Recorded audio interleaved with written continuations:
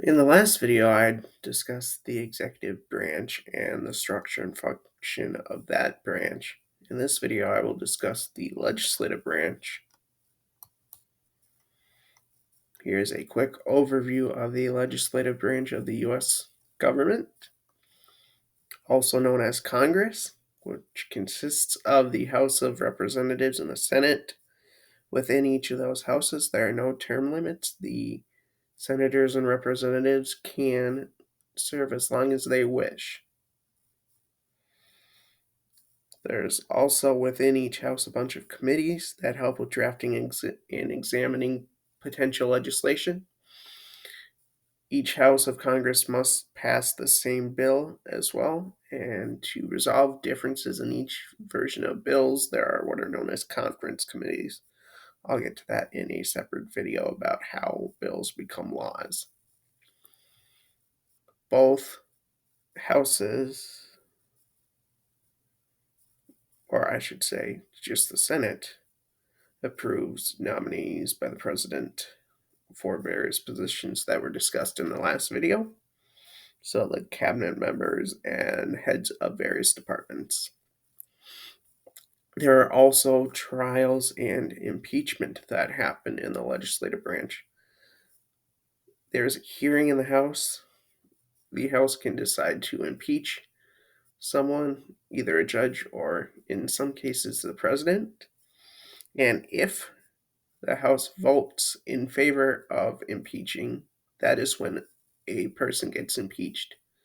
They don't have to get kicked out of office to be impeached. The Senate would then conduct the trial of the impeached person and decide whether to remove them from office. So impeached does not mean removal from office.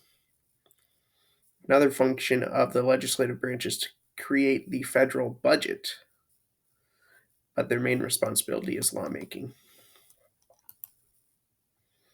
Now here's a brief overview of each House of Congress and their roles and responsibilities. The Senate is the more senior of the two houses. I'll call it the upper house of Congress, just to make a parallel to the old British Parliament that we broke away from when the US was created.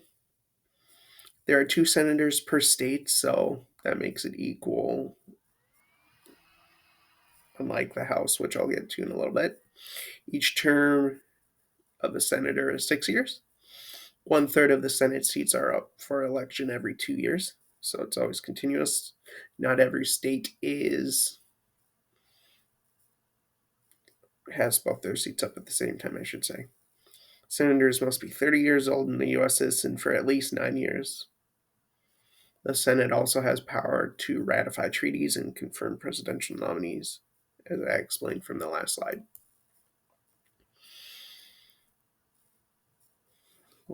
Next, the House of Representatives is the less senior of the 2 houses of Congress.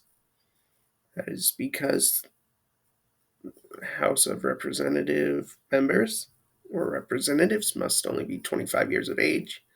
Their term lengths are 2 years, and each state has a different number of representatives based on population.